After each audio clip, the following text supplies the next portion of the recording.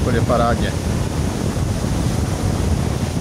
1, 2, 3, 4 filtry velký. No, tohle, aby mě se nikdo nečuměl, tak si sem nalepím papír jenom. Z ulice, víš, aby nikdo neto... A sem koupím ještě plachtu, abych nejezdil autem po tuhle plachtě.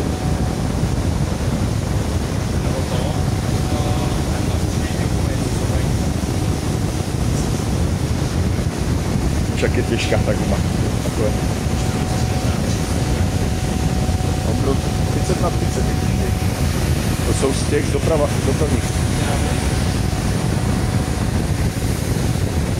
A natočně ještě.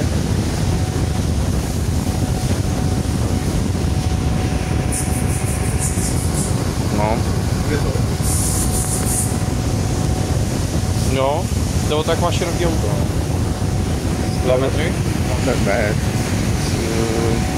Konce zrcátek jsou 201 nebo tak nějak.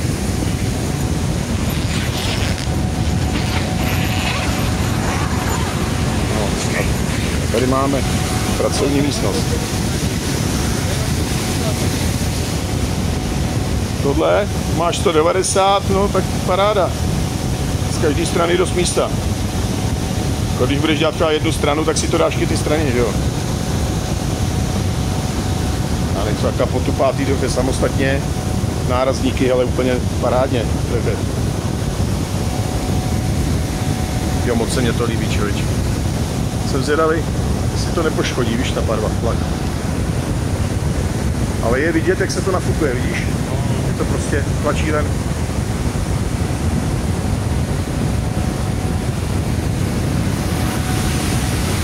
Tak pojď, zaužij to tady.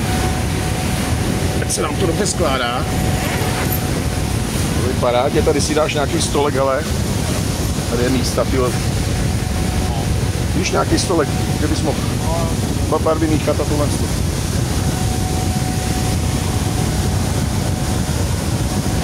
To zkusím namíchat ten silikon s tím a pět tyhle sváry. No, aby se pak složil. Já vím.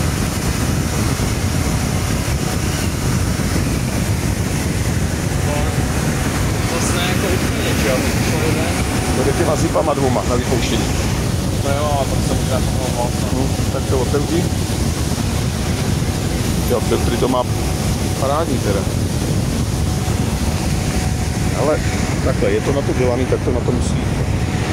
A ten má na ventilátory.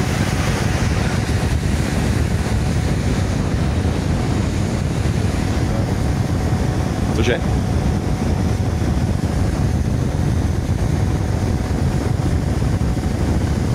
Já jdu ještě do Peru.